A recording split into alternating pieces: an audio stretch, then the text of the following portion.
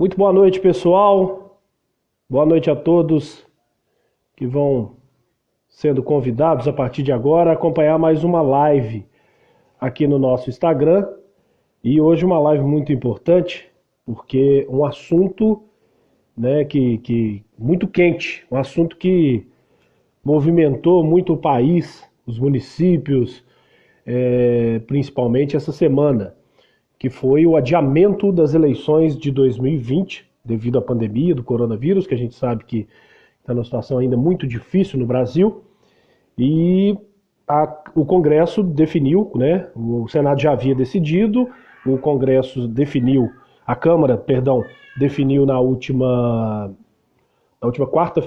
quarta-feira o adiamento, e hoje nós vamos bater um papo sobre esse assunto e as consequências, os impactos, né, desse assunto aqui no nosso Instagram. E hoje eu trouxe um convidado muito especial, que é um professor, né, advogado, professor, e ele vai falar um pouco para a gente sobre tudo isso, né, desde as prerrogativas aí, né, dessa alteração, até mesmo as possíveis consequências, que é o professor doutorando e mestre Jorge Heleno, que já solicitou aqui, deixa eu acrescentá-lo na conversa.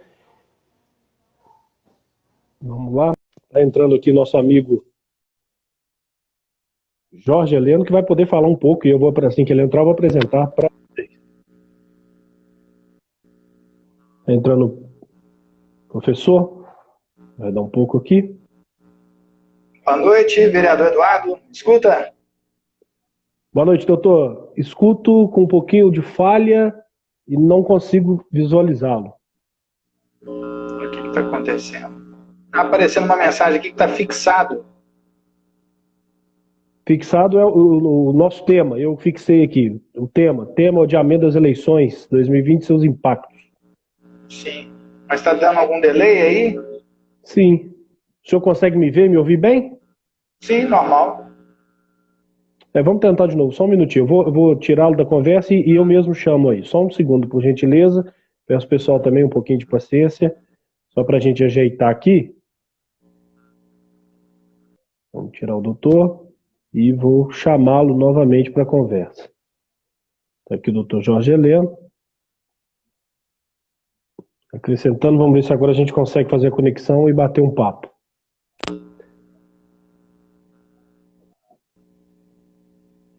Agora me escuta bem?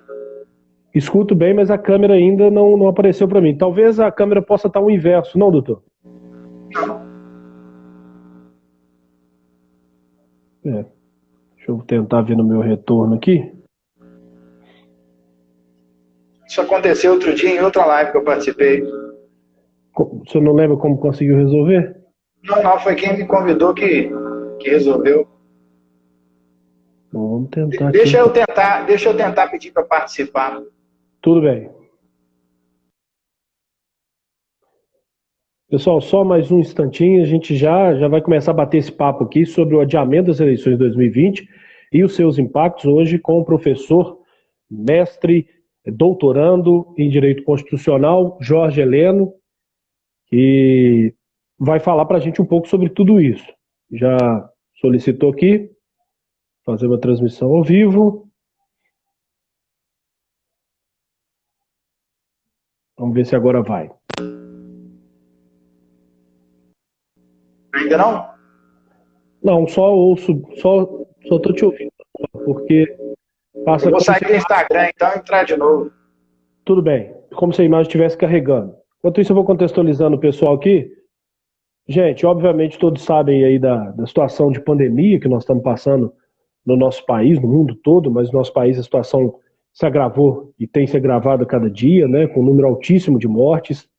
E o TSE, que é o Tribunal Superior Eleitoral, juntamente com o Congresso Nacional, fizeram uma série de consultas, uma série de debates com profissionais sobre o adiamento das eleições. E depois de muita conversa, de muita articulação, o Congresso, que é quem tem essa prerrogativa, o doutor Jorge Heleno vai falar bem sobre isso, definiu o adiamento das eleições, que seriam dia 4 de outubro, e adiou cerca de 40, 42 dias aí para o dia 15 de novembro. Então, as eleições no primeiro turno para cidades que têm primeiro turno, apenas um turno, as cidades farão no dia 15 de novembro. Já as cidades que têm segundo turno, dia 29 de novembro. Vamos tentar colocar o doutor Jorge Heleno na conversa aqui, para a gente falar um pouco sobre tudo isso. Carregando.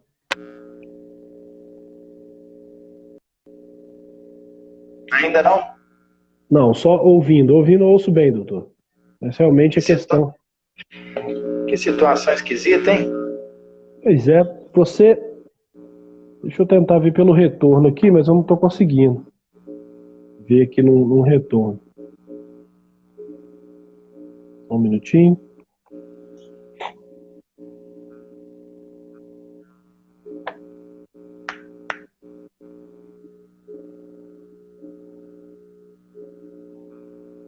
Algum probleminha carregando, viu, doutor?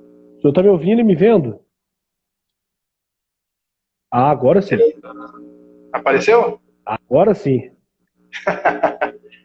Tudo bem, doutor? Tudo bem com você, vereador Eduardo? Tudo bem, graças a Deus. Doutor, deixa eu só explicar para quem ainda não tem oportunidade de conhecê-lo. Doutor Jorge Heleno, vou até ler aqui, porque para não cometer nenhum erro, nenhum equívoco. Não precisa não. Conforme no perfil do Instagram do Dr. Jorge Heleno, doutorando em Direito Constitucional pela Universidade de Buenos Aires, né, mestre em Direito pela FUMEC de Belo Horizonte, pós-graduando em Direito Municipal e Público, professor, advogado e palestrante. E é importante deixar claro, né, doutor, que todos esses títulos o senhor tem mesmo, né? Não foi preenchido no currículo Lattes aí não, né? Eles estão no Lattes, pode deixar.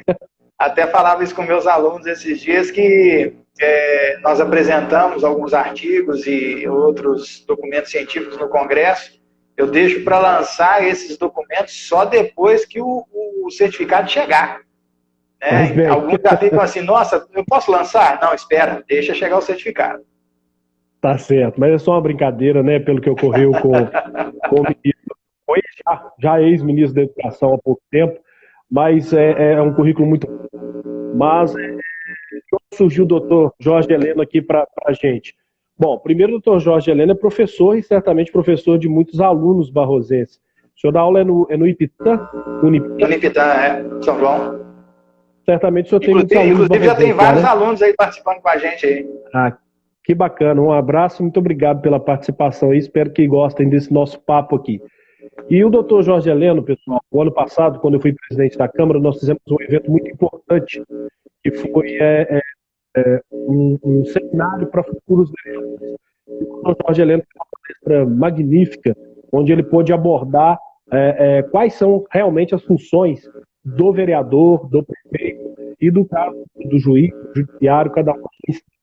E foi muito importante isso, porque pela primeira vez que tem notícia aqui na nossa cidade, a Câmara fez esse trabalho e pessoas que agora serão candidatas a vereador puderam ter um pouco mais de noção, né? O doutor Leonardo, que é professor do Aprendiz, falou sobre as regras eleitorais. Então foi um dia muito marcante, tem fotos e reportagens no nosso Instagram para quem perdeu.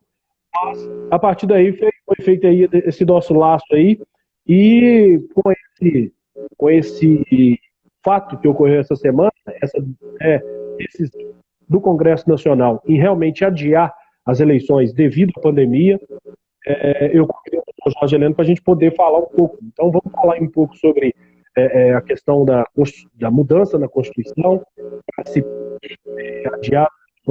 Vamos falar um pouquinho também sobre a questão dos novos prazos e vamos falar um pouco aqui. E se der tempo, né, o Instagram é sempre em torno de 1 hora, se der tempo nós vamos voltar a falar um pouquinho sobre as funções do Executivo e do Legislativo. Mas, doutor, eu queria que você contextualizasse primeiro essa questão, porque muita gente acha que a Justiça Eleitoral tinha a prerrogativa de fazer, mas é uma decisão do Congresso, não é isso?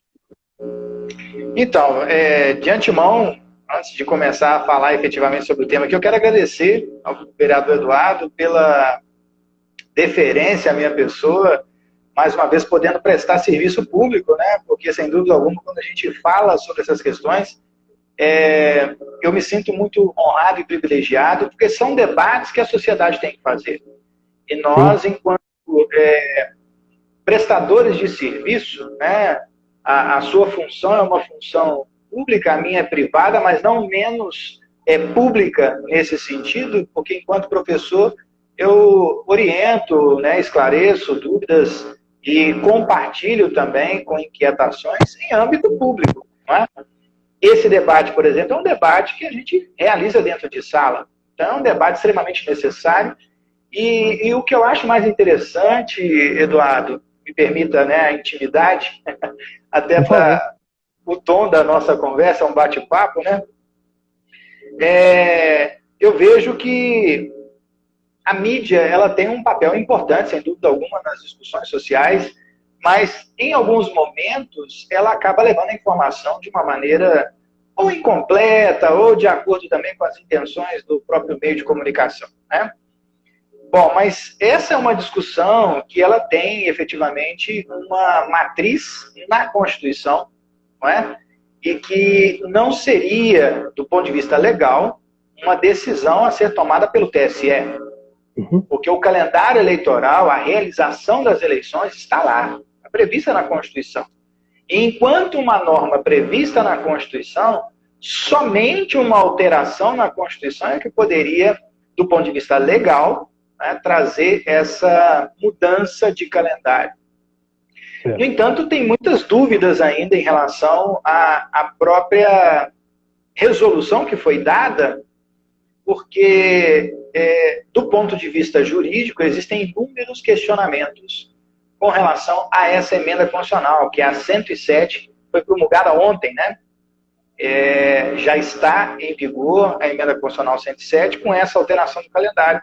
No entanto, a gente vai assistir, sem dúvida alguma, vários questionamentos ainda em relação a essa emenda constitucional. Então, num primeiro momento, de acordo com o que você disse, esse é um assunto do Congresso Nacional, de fato. Não caberia ao TSE, do ponto de vista jurídico, constitucional, né, tomar essa decisão sozinho. Pois é, doutor. O senhor disse a respeito de que pode haver ainda algumas questões, né, após a promulgação.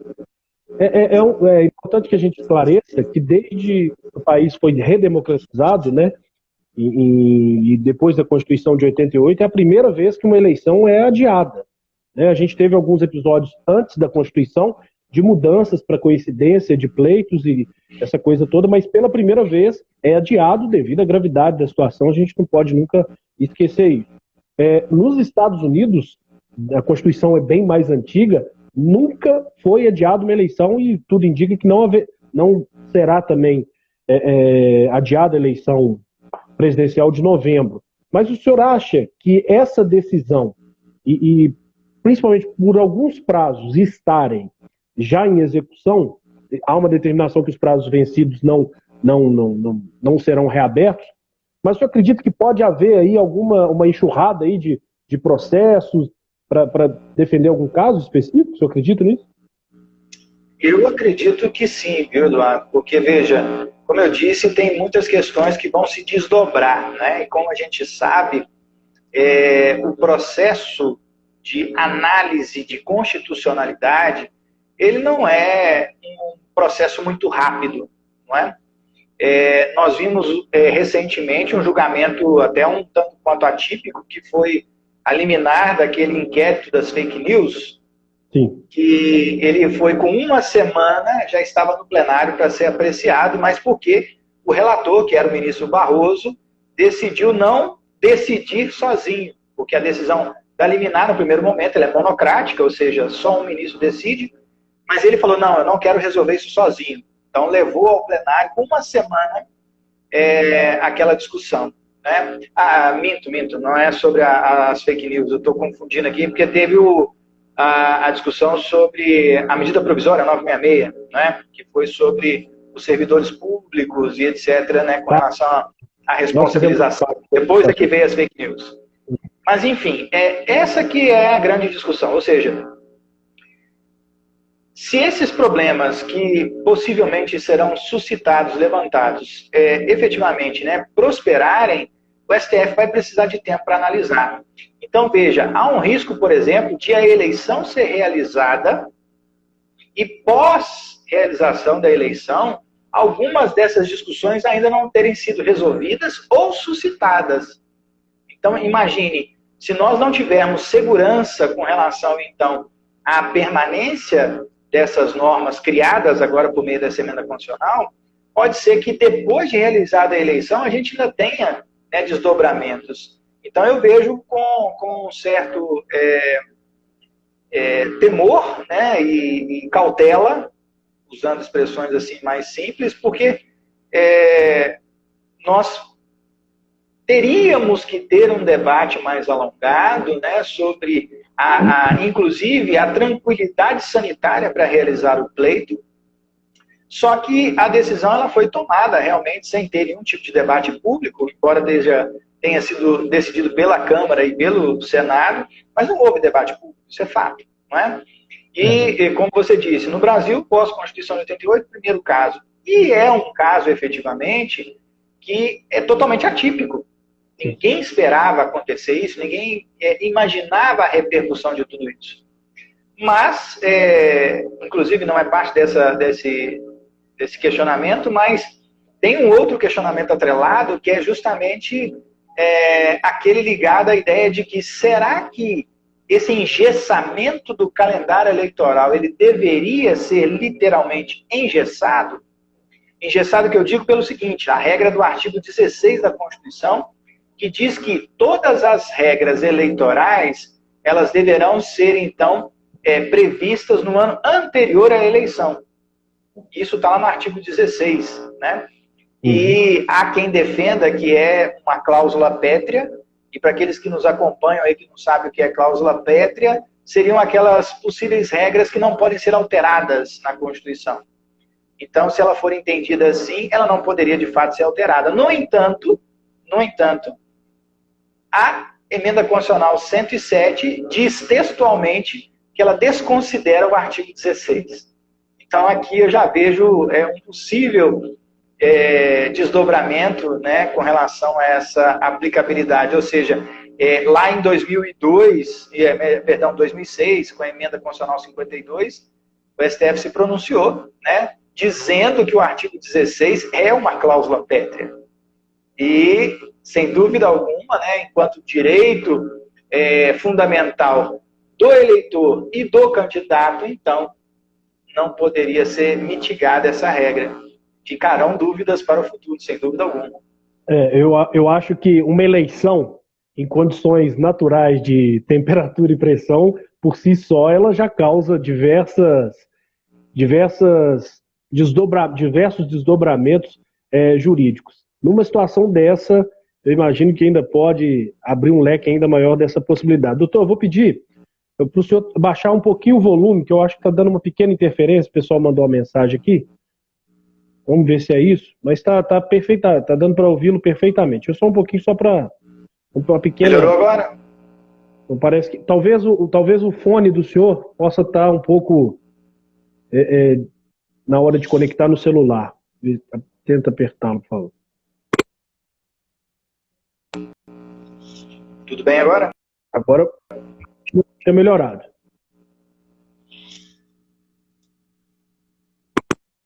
Melhorou? Ah, melhorou. Perfeito. Beleza, doutor. Primeiro mandar um abraço para todo mundo que está assistindo aqui. Já vi que tem muitos alunos do senhor aqui. Já vi também a nossa querida Elisete Campelupi, que foi secretária de planejamento aqui no município. Já vi o Anderson, que é o vice-presidente da Câmara aqui de Barroso. Um grande abraço para eles. Um abraço para todo mundo aqui, para a Sidivânia também aqui de Barroso. Obrigado por estar acompanhando. E é um assunto que interessa mesmo, principalmente cidades do interior, onde a política é muito forte, né? Muito pessoal, às vezes. Então, o pessoal se interessa muito por isso. Mas, doutor, eu lembro que havia outras possibilidades, né, que tentaram, de alguma maneira, inclusive algumas correntes políticas, tentaram aí trabalhar. Uma delas, e que muita gente, inclusive, defende por uma questão de economia, é a questão de coincidir, de aproveitar esse momento terrível de pandemia e levar as eleições para 2022 e coincidir com a eleição de presidente, governador, que seria em 2022. Isso não foi para frente, no meu entendimento, por uma questão política. Mas teria algum problema também jurídico nisso? Olha, Eduardo, a técnica de haver essa separação dos pleitos, né, do pleito em âmbito federal e estadual, ser separado do pleito em âmbito municipal, é uma técnica de contraposição, justamente para que não haja coincidência de mandatos partidários e isso seja, de alguma forma, motivo ou motor de alguma interferência administrativa, entende? Então, sim, esse modelo ele foi planejado dessa forma, com essa perspectiva. No entanto, né, se o debate for transferir a realização das eleições para um outro período, seja 5 meses, 6 meses, 1 ano, 2 anos, ela vai recair, de fato, na questão da permissão constitucional, né, e não apenas em relação ao fato de ser agora ou a posteriori. É fato que também, como eu disse, né, essa é uma decisão que ela, num primeiro momento, né, uma leitura que pode ser feita, pode ser que algumas pessoas não concordem, mas é uma leitura, foi uma decisão tomada efetivamente pensando-se na manutenção do pleito, para que não haja essa confusão, digamos assim, porque uma eleição unificada, nós teríamos, então, um aumento significativo de candidatos e, concomitantemente, de campanhas eleitorais. Não é? Então, se numa eleição hoje em âmbito federal, que comporta também os candidatos em âmbito estadual, nós já temos que escolher 5 nomes, né? Nós teríamos, então, uma eleição com 7 nomes. E isso, sem dúvida alguma, para o nosso cenário brasileiro, né, de contingente eleitoral, talvez não seria producente. Essa é uma perspectiva de análise. Agora, outra perspectiva de análise é também de que quem detém mandatos em âmbito estadual e mandato em âmbito federal, pela lógica político-partidária, eles dependem de prefeitos e vereadores para compor suas bases. Então, essa manutenção do pleito nesse período é fundamental para que possam planejar a eleição de 2022, percebe? Percebe? Então, assim, são cenários, né, como eu estou dizendo, colocados aqui à apreciação de todos, e que, como eu disse também, o fato de não ter um debate social amplificado, né, gera toda essa gama de dúvidas. E, sem dúvida alguma, não terão respostas, né? Porque, levando em consideração que a PEC já foi aprovada, né, cumpra-se. Então, nós temos aí um vácuo de discussões em relação ao que é, o que não é, o que poderia ser, etc. Nós temos agora um calendário que precisa ser cumprido, não é? Até a emenda ser de fato aprovada, havia-se, então, várias discussões, pode, não pode, o que é melhor, o que não é, não é? A gente viu o ministro Barroso, por exemplo, antes de tomar posse no TSE, já se manifestando de forma contrária a qualquer alteração no calendário, né? E a ministra Rosa, antes de entregar o cargo de presidente do TSE, praticamente lavou as mãos, né? Eu não quero resolver, eu não tenho problema, eu vou entregar o cargo, quem vai assumir resolve. E, efetivamente, ainda restou lá na emenda constitucional, na 107, a possibilidade, em última instância, do próprio TSE definir algum problema pontual, entende? E esse é um outro ponto, já que você disse em relação aos possíveis problemas futuros, que eu vejo como possível desdobramento, porque fala-se ali em cenário local, mas não considerando a análise sanitária local. A condição sanitária local vai ser aferida pelo Estado e pela União. E a autoridade sanitária local, ela não tem competência para definir ou para dizer? Percebe? Então, sim, o Supremo acabou de dar uma decisão há poucos dias atrás dizendo que municípios são autônomos. conforme Sim. a Constituição prevê, e agora a própria emenda constitucional suprimiu a autonomia dos municípios. Olha que interessante. O prefeito não pode dizer se dentro do município ele não tem condição sanitária para realizar a eleição. Mas isso o senhor não acha que deveria, que deve, quando se pensou nesse sentido, talvez seja para tentar evitar, eu entendo aí as incongruências de legislação, mas talvez isso não teria sido pensado para evitar, talvez, o uso da máquina para adiar uma eleição, pensando em benefício próprio do grupo político. Você acha que pode ter sido nesse sentido, apesar dessas nuances aí? Sem dúvida alguma, houve, né, por parte dos congressistas essa análise, né? Bom, se a gente deixar na mão do prefeito, pode ser que o prefeito, se ele for ou candidato à reeleição, ou se ele tiver um candidato a ser indicado, ele pode mudar o cenário local conforme, talvez, né, um entendimento pessoal. No entanto, Eduardo, embora essa preocupação exista, uma discussão que a gente faz dentro do direito é de que as regras colocadas no ordenamento jurídico, elas devem ser preservadas em sua essência para a manutenção do próprio Estado. E o que isso significa? Que se nós utilizarmos, então, a mutação de regras conforme os interesses colocados de forma pontual, a gente desconstitui a matriz, que é a construção do Estado baseada na Constituição. Então, há um perigo.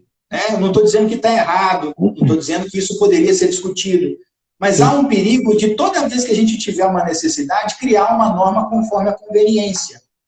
Entende? E retira, em tese, a essência da própria Constituição, que seria servir literalmente de matriz. Ou seja, se a cada momento a gente cria uma regra conforme a conveniência, a gente não precisa da matriz. Essa é uma discussão jurídica, entende? Sim. O que não afasta a discussão fática, como você colocou, e que é extremamente pertinente.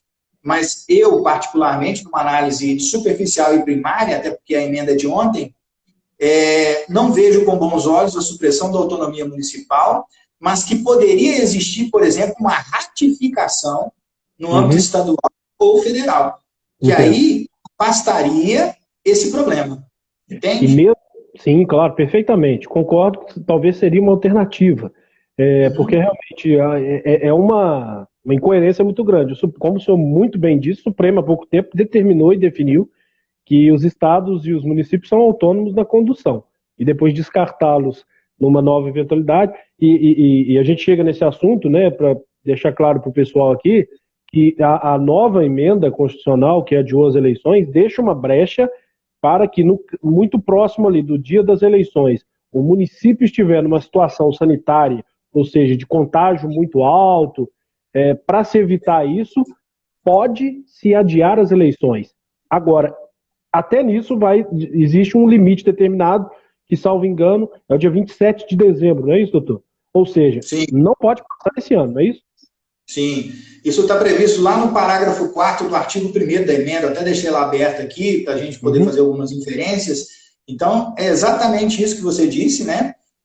Diante das condições sanitárias, ainda há possibilidade de haver um manejamento no calendário, tendo como data limite o dia 27 de dezembro. Então, esse dia é a data limite para qualquer tipo de alteração conforme essa emenda. Né? Então, aqui o parágrafo 4º fala sobre essa situação, né? Regional ou local em questão sanitária, e deverá, então, haver uma provocação, e aí, olha só, uma condição, né? Tem que oficialmente ser provocado o TSE para que ele, então, possa fazer as devidas adequações. Ou seja, aqui é uma transferência, né, de competência do Legislativo para o Judiciário de novo. O Judiciário falou no primeiro momento, eu não vou resolver, o Congresso resolve. Aí o Congresso resolveu e falou assim, bom, mas se der problema, Judiciário, resolve para mim. Realmente isso pode trazer muita dor de cabeça aí. Eu fico imaginando um prefeito que é candidato à reeleição, a sua situação política não é muito boa, mas talvez dê para revertê-la. E ele falou, não, vamos... Eu estou dizendo isso, talvez possa ser exagero da minha parte, mas a gente sabe que a política no Brasil ela é bastante complicada. No interior, então, é ainda mais complicada. E a gente está tendo uma mistura de pandemia e política desde o início da pandemia no Brasil, né? Então, não seria nenhum absurdo se pegassem motivos sanitários, às vezes inexistentes, para tentar, aí, de alguma maneira, esticar as eleições, porque a emenda constitucional está dando essa brecha. A gente entende os motivos, mas talvez é preciso amarrar melhor isso, né, doutor? Claro, claro. A preocupação ela é sempre necessária e importante, né? Porque, infelizmente, a gente sabe que existem pessoas, e graças a Deus é a maioria, né? Pessoas de boa fé, probas, etc. Mas sempre, infelizmente, existe aquele que quer aproveitar da situação para benefício próprio. Então, é muito importante que tenha realmente essas cautelas, só com a ressalva, e aí uma ressalva jurídica, né? De que a gente não pode criar regras aleatórias conforme a conveniência, sem observar essa matriz geral. Isso, de uma maneira colocada aqui, né, de forma amplificada, pode soar um pouco estranho, realmente, porque a maioria das pessoas não conseguem, talvez, né, entender essa estruturação de vinculação do processo eleitoral à Constituição, que a Constituição tem regras que são colocadas como pétreas, ou seja, são petrificadas, isso significa que elas não podem sofrer alterações, entende? Então, assim, depende de um processo maior, mas de uma maneira bem simples, realmente é extremamente salutar que nós tenhamos essas preocupações e cautelas. E mais, eu sempre falo, inclusive com os meus alunos, que existe aquele ditado popular de que política, futebol e religião a gente não discute, né? Mas eu retiro a política desse ditado popular, porque política é um assunto extremamente necessário para todos nós. Talvez a política partidária que tenha que ser colocada, né, em um lugar destacado. Mas a política, essencialmente, que é a maneira pela qual a gente se organiza para conviver socialmente, ela tem que ser discutida. Perfeito. E esse é um assunto político, não político partidário, né? Perfeito, doutor. Fechou aí esse tema com chave de ouro. E aí eu queria ainda, nessa questão da insegurança jurídica que essa mudança pode causar, já puxar aqui a conversa para a questão do calendário. Isso vai me permitir rapidamente ler alguns pontos importantes aqui, até para quem nos acompanha, das novas datas do calendário eleitoral. As convenções partidárias, que é aquele momento que os partidos definem a chapa de vereador, prefeito e vice, elas estavam previstas para 20 de julho, esse mês, a 5 de agosto. Passaram para 31 de agosto a 16 de setembro. O registro das candidaturas estava previsto também para a primeira quinzena de agosto, não sei se era dia 15, agora será só dia 26 de setembro. O início da propaganda eleitoral também previsto ali para o início da segunda quinzena, 15, 16 de agosto, e agora está previsto dia 27 de setembro. As eleições dia 15, primeiro turno de novembro, dia 29, o segundo turno para cidades que tem, né? E aí que começam alguns prazos também que me preocupam do ponto de vista da insegurança jurídica. Dia 15/12, prazo final para prestação de contas. Dia 18/12, esse é um prazo que sempre é nessa data, mais ou menos. Diplomação dos candidatos, que é 18 de dezembro. Agora, tem alguns prazos que já vão para o ano que vem. Eu acho até que já eram no ano seguinte. Mas isso me causa uma preocupação para a questão da insegurança, porque a posse está mantida para o dia 1º de janeiro, né? Mas, veja bem, 12 de fevereiro, publicação do julgamento das contas. Ou seja, se as contas forem rejeitadas, pode ali ter uma mudança política na cidade. E dia 1º de março, lá na frente, ajuizar a representação da Justiça Eleitoral para apuração de irregularidades em gastos. Isso é morosidade, doutor, da nossa justiça? É cautela? Como é que você avalia isso, que pode não só trazer insegurança jurídica, mas insegurança municipal, né? O prefeito entra, depois pode sair. Como é que o senhor avalia essa questão desses prazos nesse sentido? Bom, então, especificamente sobre esses dois últimos prazos, eu não vejo nenhum tipo de problema, porque o processo eleitoral, ele termina, né, em tese, na regra geral, ele termina, né, em um ano, em um exercício, e os eleitos tomarão posse, então, respectivamente, no exercício subsequente, mas os possíveis recursos eleitorais, eles podem ainda continuar tramitando. Uhum. Entende? Então, nesse aspecto, eu não vejo prejuízo em relação à segurança jurídica, porque já acontece assim, né? E até está colocado aqui no calendário que as diplomações têm que acontecer até o dia 18 de dezembro. Regra, né? Porque se houver alguma exceção, por exemplo, que a eleição vai acontecer num período diferente, em razão do próprio parágrafo 4º do artigo 1º da emenda, esse prazo ele vai ser alterado, né? E lembrando que as diplomações, aqui nesse caso, né, em âmbito municipal, os cartórios eleitorais têm que fazer, efetivamente, as suas respectivas as cerimônias, né, de diplomação, então são vários municípios, enfim, tem toda uma logística a ser feita, né? Agora, esses prazos especificamente que vão entrar no ano de 2021, eu não vejo problema, porque são prazos aqui com relação à prestação de contas, né?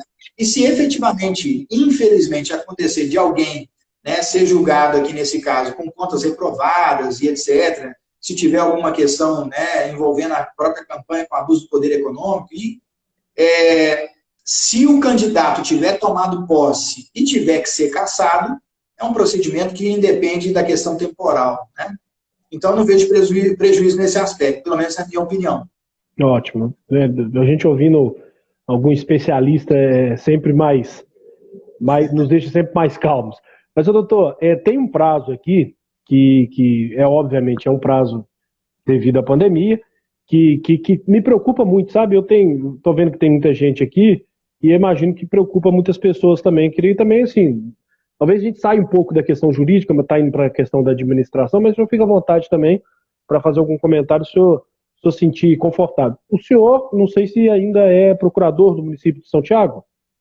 Não, esse ano eu me exonerei, né? Estou me dedicando agora exclusivamente à docência e também ao meu doutorado, né?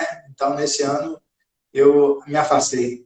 Mas o senhor ficou um tempo bom lá, né? Que se ambientou bastante com a gestão pública. Eu fiquei 2 mandatos, né? São 14 anos ao todo trabalhando com municípios. Ah, bacana. Então, acho que o senhor cabe uma palhinha do senhor nesse assunto também. Nós teremos eleições dia 15 de novembro. Se tudo permanecer dentro do que se prevê. E aí eu estou vendo aqui meu amigo Luiz Gonzaga Moreira entrando, ele foi secretário de Finanças aqui, Elisete também está assistindo, e eles entraram aqui numa hora boa.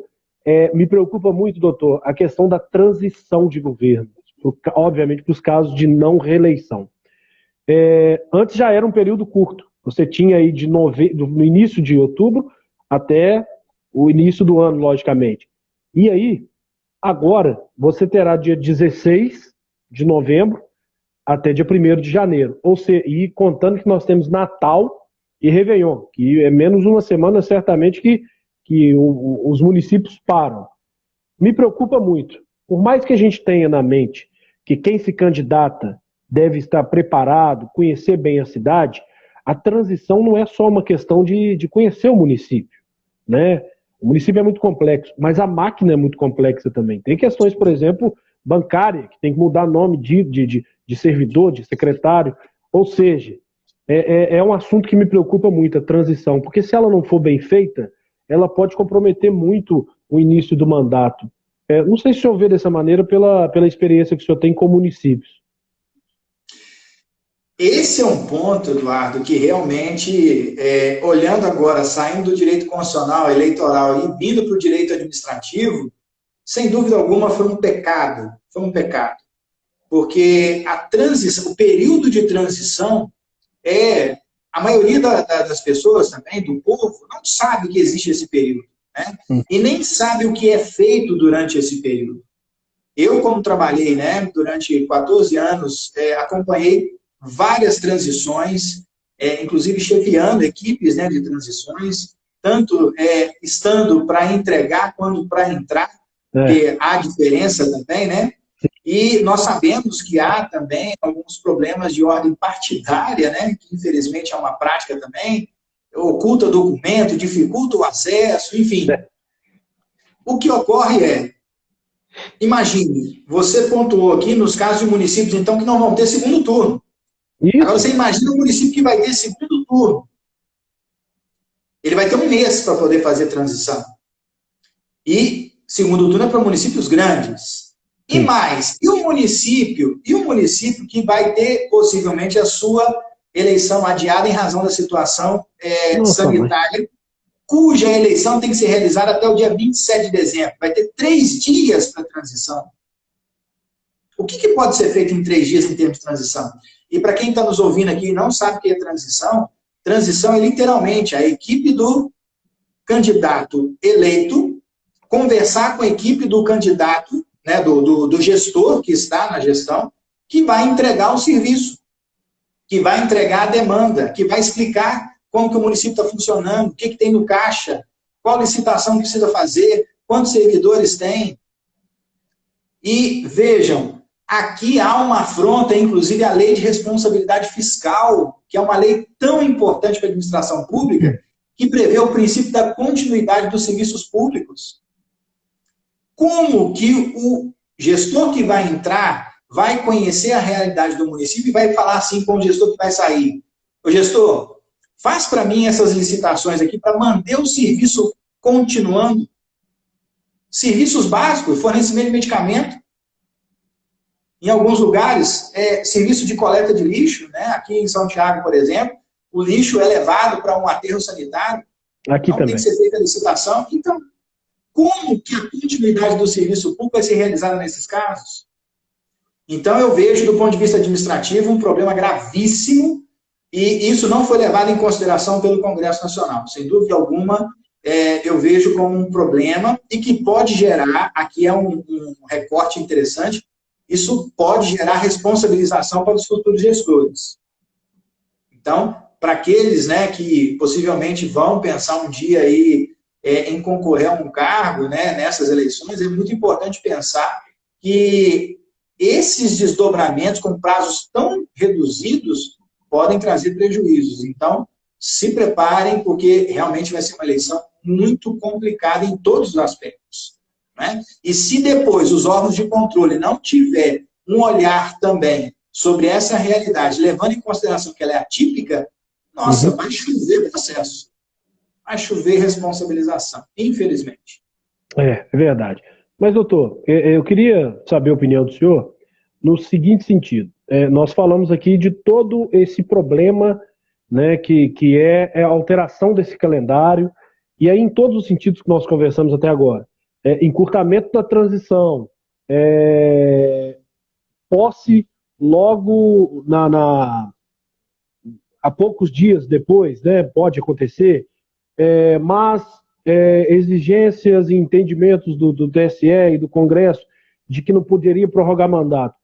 Qual que seria, não sei se eu vou estar te exigindo muito, mas qual que seria o cenário ideal, na opinião do senhor, considerando que a gente tem uma epidemia, seria realizar a eleição a hora que desse? Como é que o senhor vê isso? Qual que seria a opinião do senhor desse cenário, se não o ideal, menos conturbado? Olha, Eduardo, desde quando a pandemia começou, e só fazer um recorte aqui, que a Elisete comentou aí que a questão patrimonial, principalmente, né, sem dúvida alguma, como fechar todos os balanços dia 31, meia-noite. A Elisete é craque nesse negócio de 30, meia-noite, viu? Questão patrimonial é muito importante. Então, veja, desde quando a pandemia começou, eu tenho analisado essa discussão, que ela foi levada para o campo da discussão político-partidária, e, ao que parece, não foi privilegiada a resolução efetiva do problema, porque se nós temos uma situação atípica, a Constituição não tem regra para situações atípicas. A nossa Constituição não tem previsão para casos de pandemia, não tem previsão para casos de ciclone, não tem previsão para casos de nuvem de gafanhoto, entende? Sim. São situações atípicas. E como que nós vamos resolver situações atípicas com uma Constituição que traz uma regra engessada? Esse é um problema jurídico que eu disse, né? Estou dizendo aqui a todo momento. Talvez, na discussão popular, o povo diga assim, olha, não, mas é só mudar o calendário. É muito simples, eles que não querem mudar. Bom, pode até haver uma certa resistência em mudar o calendário por questões, né, que não nos cabe julgar, mas há uma dificuldade jurídica. Então, eu vejo que nessa situação atípica, pelo menos eu, enquanto articulação para a resolução da pandemia, a minha visão deveria se reunir Executivo Municipal, Estadual e Federal e tomar uma decisão conjunta. Mesmo que as medidas fossem regionalizadas ou setorizadas, nós deveríamos ter um consenso, até para transmitir uma mensagem de segurança para a população. Agora, do ponto de vista das eleições, eu acredito que elas acompanham esse meu entendimento, porque se trata de uma situação atípica, nem a Constituição tem solução. Sim. Então, lá na Constituição tem uma regra, que é a regra colocada, né, como o ato das disposições constitucionais transitórias, ou seja, são situações transitórias e atípicas. Ali sim talvez comportaria uma regra. Não estou dizendo que é a solução, mas talvez, né? E só para abrir um parênteses aqui, Eduardo, a França acabou de realizar, né, terminar as eleições municipais agora, no domingo passado. O índice de abstinência foi de mais de 60%. E olha que a França já, em tese, superou a questão pandêmica. Eu fico me perguntando, outro dia até postei isso no meu story, qual será o índice de abstenção nas nossas eleições desse ano, tendo em vista que nas duas últimas eleições o índice de abstenção foi de mais de 20%. Então nós vamos ter uma eleição extremamente complicada, com vários questionamentos e talvez com um índice de abstinência altíssimo. De abstenção, né, não abstinência. E aí, doutor, tem uma outra questão. E por muito pouco, talvez esse índice de abstenção não fosse ainda maior, que é uma discussão que foi travada ali, né, sobre a questão do voto facultativo. Por muito pouco também não se derrubou nesse ano, devido ao fato de tentar se evitar as aglomerações, a questão do voto facultativo. Não foi permitido, continua obrigatório, mas talvez a abstenção fosse ainda maior, né? Sim, sem dúvida alguma. Veja que nós temos que tomar muito cuidado com essas legislações feitas, né, a toque de caixa, principalmente num momento conturbado como esse, porque há o risco de se colocar inúmeras regras que não fazem parte desse debate agora, né, colocadas ali de forma sutil, né, no texto, e isso gerar um desdobramento muito complicado, como é o caso do debate sobre o voto facultativo, que, na minha modesta opinião, é um debate extremamente importante, assim como a candidatura avulsa, que é algo que eu penso que tem que ser discutido pela sociedade brasileira. Concordo. Mas não é o momento, sem dúvida alguma. Agora não é o momento, não tem clima e não tem consenso para se decidir isso. Então, qualquer manobra que fosse realizada, eu vejo como prejudicial à própria democracia como um todo no Brasil. Estou vendo aqui o comentário do Sirlei José Domingos. Sirlei José Domingos, doutor, ele é o chefe do cartório de Barroso. Né?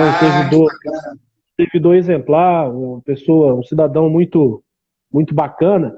E aí tem experiência de causa. Eu aposto, infelizmente, em alto índice de abstenção.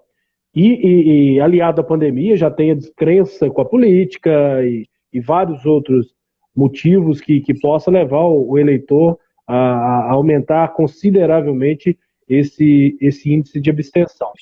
Vamos ver como é que vai avançar também essa questão aí. E é importante dizer, aproveitando o comentário do Sirlei, doutor, Barroso vai passar por um momento muito difícil, porque depois de muitos e muitos anos, né, depois da nossa emancipação, no início do século, Barroso conseguiu receber aí o cartório eleitoral. Desde que instalou a comarca, veio também o cartório eleitoral, e o senhor deve estar ciente desse assunto.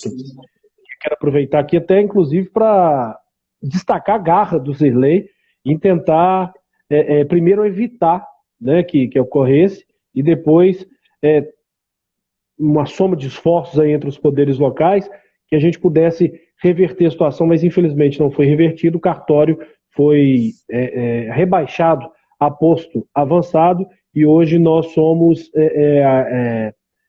subordinados, vamos dizer assim, à cidade de Prados. Não é nenhum problema com a cidade de Prados. O município de Barroso já pertenceu a Prados, é uma cidade querida, só que vai prejudicar muito, e vai ser a primeira eleição onde municipal, a última de presidente já foi sem o cartório, mas uma eleição municipal sem um cartório eleitoral com um posto avançado que, infelizmente, apesar dos grandes servidores que tem, fica muito limitado. Então, fica aí mais essa preocupação aí para essas eleições. Realmente, eleições tendem a ser muito difíceis, né, doutor? Vai ser realmente uma eleição extremamente delicada em vários aspectos, né?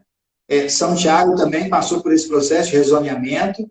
São Tiago pertencia ao cartório de São Del Rey, agora foi transferido para o cartório de Resende Costa, né? Também houve uma tentativa de não ser consolidada essa transferência, também nada em relação à cidade de Resende Costa, muito pelo contrário, claro.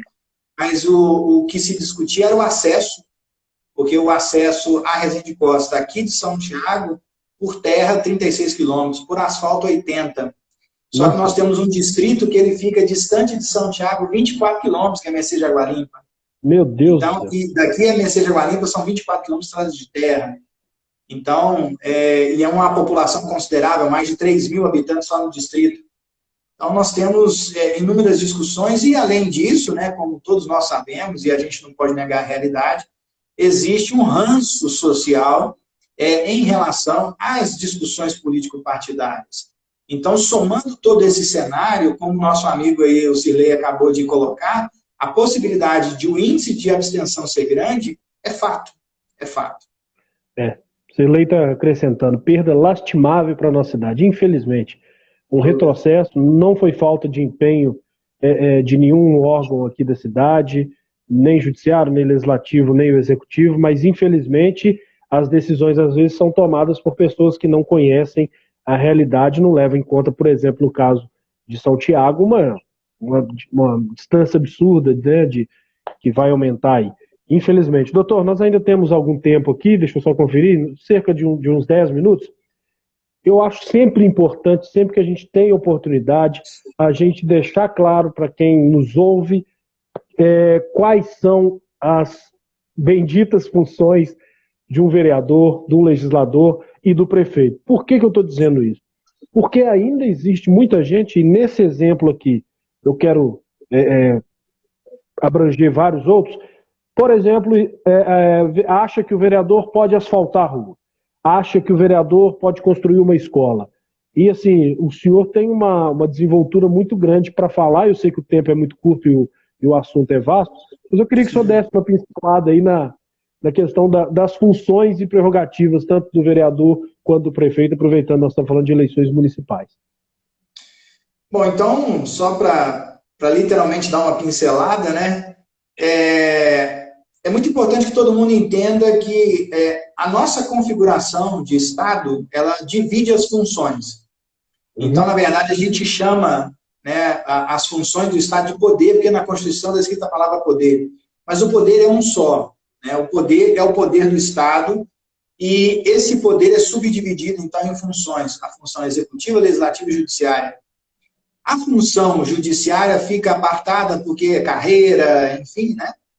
E as funções executivas e legislativas, elas são eletivas, ou seja, nós escolhemos por meio do voto quem é que vai trabalhar, então, no cargo de executivo e no cargo legislativo. E o que eu estou dizendo serve tanto para o município, quanto para o Estado, quanto para a União. Não é? O chefe do Poder Executivo, que é o prefeito, governador, presidente, ele tem a função específica e básica de executar o que está previsto em lei. Então, é muito importante dizer de forma muito rápida e sintética que o chefe do executivo ele não tem vontade autônoma. Ele não está administrando a casa dele, ele não está administrando a empresa dele, ele já administra um ente público. E esse ente público ele é regulado por leis. E aí que entra a função do legislativo, que a Constituição diz que a função do legislativo, no caso, vereador, deputado estadual, deputado federal e senador, é literalmente criar leis. É o que a gente chama de função típica, né? Então, a função típica do legislador é criar leis. E tem uma segunda função, que é fiscalizar. Então, a função de um vereador, falando das eleições desse ano, é literalmente criar leis, né? E não necessariamente ficar só criando, não. Revisar as leis que existem, né? Fiscalizar a sua aplicabilidade, fiscalizar a aplicação dos recursos. E o que a gente vê, em grande medida, partindo do seu exemplo, Eduardo, é que, infelizmente, muitos candidatos a cargos do Legislativo utilizam como plataformas de campanha o discurso, né, que seria um discurso de cargo ao Executivo, de prefeito, governador e presidente. Ou seja, quem é que tem que planejar o asfaltamento de uma rua? É o prefeito. Quem é que tem que planejar construir uma escola, reformar uma escola? É o prefeito. O vereador, o deputado, o senador, ele vai efetivamente criar a lei que vai autorizar o chefe do executivo a fazer isso. E depois que ele autoriza, ele tem que fiscalizar. Então, eu acredito, e aproveitando o espaço, né, uma opinião minha agora, eu acredito que a gente tem que acabar com essa ideia de que, durante uma campanha política, por exemplo, o candidato a vereador, ele tem que prometer consulta, prometer asfalto, prometer escola. Não. Ele tem que efetivamente dizer o quê? Olha, o meu compromisso com a legislatura vai ser ou criar normas boas ou revisar as que existem e contem com a minha fiscalização. Eu vou fiscalizar. Não é?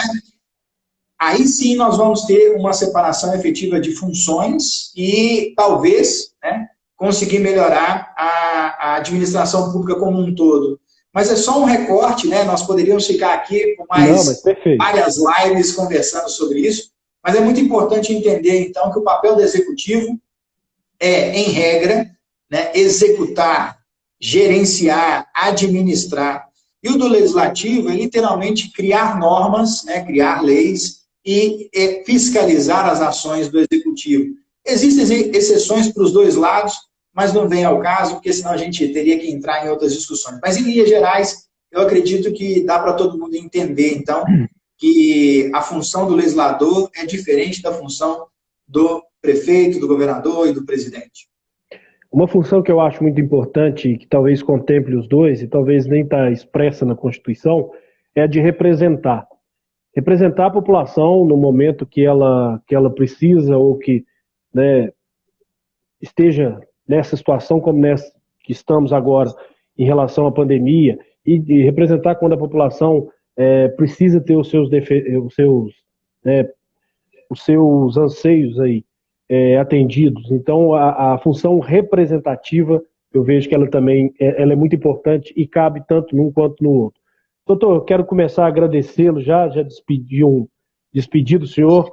Ó, o pessoal que está acompanhando aí, gente, o doutor Jorge Heleno fez um esforço grandioso. Ele tinha aula, conseguiu um professor remanejar os seus horários para também nos dar uma aula aqui muito importante. Eu tenho certeza que foi apenas uma troca de aula aqui para cidadãos que não são diretamente seu aluno, mas certamente puderam aprender muito. Muito obrigado, doutor. Fica à vontade. Eu que tenho que agradecer, Eduardo, pelo seu carinho, pela sua abertura, porque eu acho que é muito importante promover conversas como essa, sabe? E são conversas, como eu disse, que são necessárias para a gente evoluir enquanto cidadãos. E que, infelizmente, esse ditado popular fica colocando a gente, né, apartado dessas conversas. Verdade. Então, eu quero aqui deixar como um convite a todos que estão nos ouvindo. Os meus alunos já estão cansados de ouvir isso dentro de sala, né? Mas que a gente possa conversar sobre política, claro, e respeitar a opinião partidária do outro. E que, a partir do momento que a gente converse sobre questões políticas, a gente possa pensar no nosso bem comum. É como está acontecendo agora, pandemia, situação totalmente atípica. Vamos conversar, então, sobre o que é melhor para nós? É algo importante, necessário, né? Desde o momento em que nós decidimos viver em sociedade, a gente tem que definir as próprias regras. Como a gente faz dentro das nossas casas, né? A gente conversa, ó, é hora de dormir, não é hora de dormir, nós temos dinheiro para comprar isso, não temos dinheiro para comprar aquilo, enfim. É isso que a gente debate em sociedade, né? Então, eu te agradeço pela oportunidade, mais uma vez, né? E me coloco à sua disposição. Sempre que precisar, eu tenho o maior prazer de conversar sobre esses assuntos. Essa manobra que eu fiz, ela não foi nenhum problema, foi, na verdade, uma manobra com muito prazer para poder atender o seu convite, e espero que eu tenha conseguido atender o seu convite. Atendeu perfeitamente. Restam apenas 10 segundos, já apareceu o reloginho aqui. Doutor, mais uma vez, muito obrigado. Um abraço na família, tudo de bom para você aí. Obrigado a todo mundo.